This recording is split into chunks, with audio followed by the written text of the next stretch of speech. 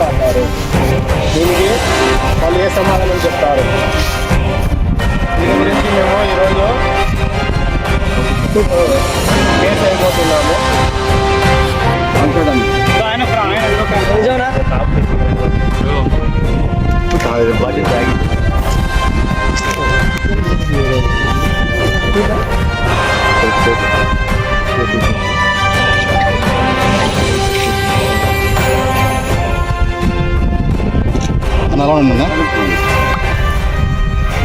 యాక్చువల్గా ఇక్కడ జరిగిందంటే సార్, దేవస్థానం భూమి ఎకరా 70 సెంట్లు ఉంది. దానిలో వాళ్ళు కొలతలు వేసుకొని రైట్ రాయల్గా వాళ్ళది పెన్షన్ వేసుకుంటే బాగుంటుంది.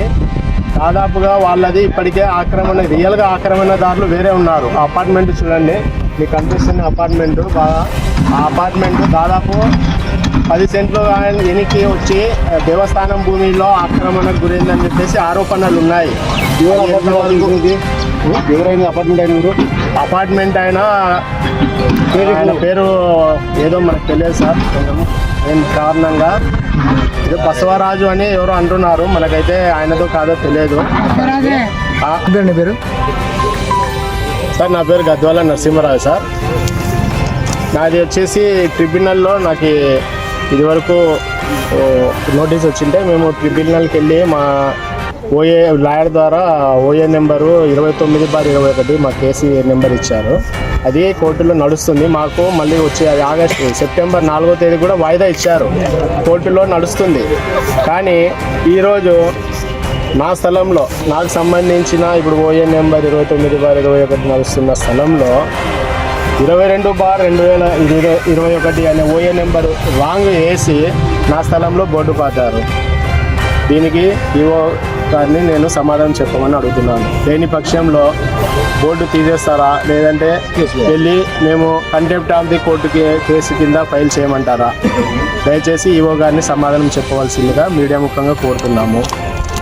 ఇంకొకటి, ఈవో గారికి, అసిస్టెంట్ కమిషనర్ గారికి ఇదివరకే మేము వాళ్ళ దగ్గర ఉన్న ఎకరా 70 సెంట్లకు కాదు మొత్తం మీకు ఉందనే దానికి మీ కాడ ఏదైనా ఎవిడెన్స్ ఉంటే ఇవ్వండి, మీ దగ్గర అగ్రిమెంట్కు సంబంధించిన ఏదైనా ఎవిడెన్స్ ఉంటే ఇవ్వండి అని చాలాసార్లు అర్జీ పెట్టుకున్నాము. రీసెంట్గా కూడా 15-20 రోజుల క్రితం పెట్టాము. మేము చేస్తామంటారు కానీ ఇవ్వరు.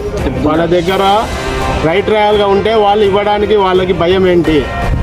వాళ్ళ దగ్గర వాళ్ళదన్నీ ఎవిడెన్స్ ఉంటే ఇవ్వడానికి వాళ్ళకి ఎందుకు అంత భయపడుతున్నారు? దయచేసి వాళ్ళ దగ్గర ఉన్న ఎవిడెన్స్లు కానీ ఏదైనా రికార్డు ఉంటే బయట పెట్టాల్సిందిగా మేము మీడియా ముఖంగా కోరుకుంటున్నాము.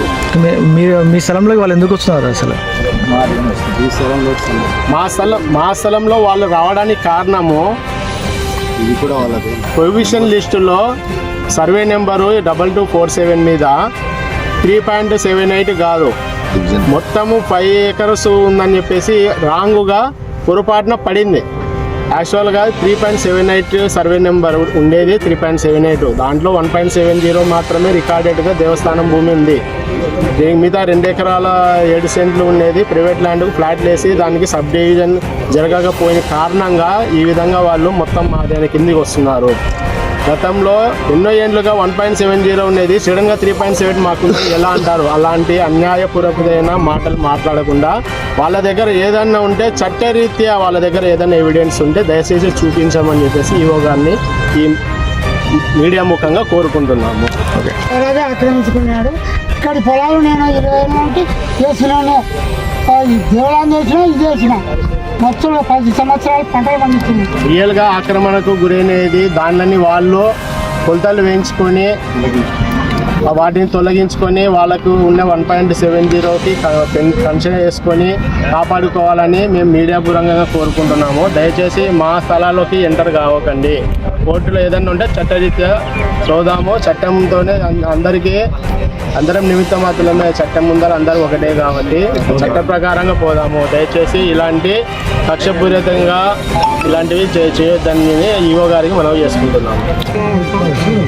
ఉత్తలకి వేసినాను దేవుని గాన్ని మనం తెచ్చి ఇది తెచ్చి దేవుని మన నా దగ్గరికి వచ్చి పెట్టి చూపించుకుంటా పోయినాక మొన్న ఏం జరిగింది, నాకు వసతి లేక ఇబ్బంది పడి మా అన్న కొడుకు దగ్గర డబ్బులు కుదవబెట్టింటే అది ఈ పుట్టుబోటు సంబంధం వచ్చింటే రిజెక్ట్ చేయించుకోలేకపోయింటే ఆ పాయింట్ని తీసుకొని వచ్చి దాన్ని డిస్పాజిట్ నా ఇంట్లో కూర్చున్నారు. దాంట్లో ఒకటి నా భాగం కూడా ఉంది. వాళ్ళు దౌర్జన్యంగా ఇంట్లో ఉంటే తండ్రి కొడుకును గడ్డ తీసుకొచ్చి పగలని చేసిన నా బతికెత్తా 75 ఏళ్ళు వయసు. కేవలం వల్ల కూడా తెలుసు నేను ఎటువంటి నేను వాళ్ళ గిట్టు మొత్తం చూపించిన నేను ఆ పొలం వేసినా గుర్తొప్పించి లక్ష్మీనారాయణ పొలం వేసి 40 లక్షలు తిని తినక కాలపొట్టు కుదర పెట్టుకొని అర్థం పెట్టి ఏం చేస్తున్నాను నేను ఏ బతుకు కావాలి ఈ చంద్ర ఆర్డర్ వచ్చింది, ఆర్డర్ ప్రకారం అవును. అయితే నేను ఏమన్నా వద్దన్నాడా మధు కుమార్ది ఆర్డర్ వచ్చింది, దాన్ని పలగొట్టుకో చాలా బాగా మీద పలగొట్టదు కదా ఆలోచింది. గాలి పగలినాడు, దీన్ని కరెంటు తీసినాడు, పొలానికి నీళ్ళు పైపులు పగలినాడు, ఈ దౌర్జన్యమే కదా. నాకు ఇల్లు పడిపోయింది, న్యాయం కట్టి నేనే ఒకరి డ్రాయం చేయాలి, కాలు పట్టు కుదరబెట్టి తెచ్చి రూపాయలు కాదు 2 రూపాయలు కాదు. ఈ దావకు మొత్తం ఖర్చు పెట్టుకొని చేసుకునేది.